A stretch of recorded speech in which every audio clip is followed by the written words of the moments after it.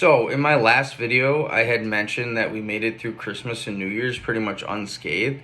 I just wanted to add a little bit of context and clarify what that meant for us. So we not only aged about 5 years in that week, but we also had incurred some actual monetary cost during that time as well, just to preserve the reservations. And we had $22,000 worth of reservations on the line between December 20th and December 31st. So it was kind of all hands on deck and did whatever we had to do to preserve those reservations. So it started with the frigid cold, -30 wind chill. The area is just not equipped and had not seen temperatures like that in decades. So we were not prepared, as well as a lot of other hosts were not prepared for that kind of weather. And it always seems to happen over Christmas for some reason.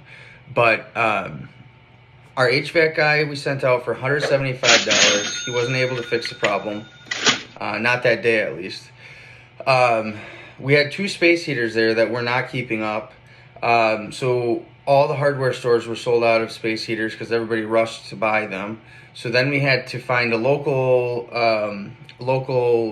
company that luckily had some stock of them.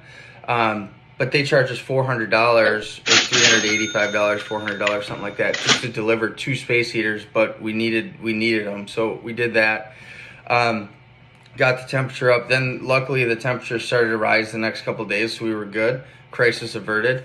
But then we had this ice snowstorm that we did not see coming at all. And to get our guests in and out, we actually had one that left for the day and came back after the snowstorm and couldn't get back up the mountain.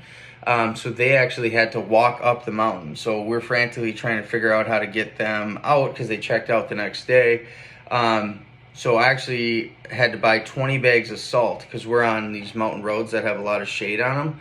So I had to buy 20 bags of salt for $265, $300 in labor to get a guy out there with a tractor to scrape and spread it.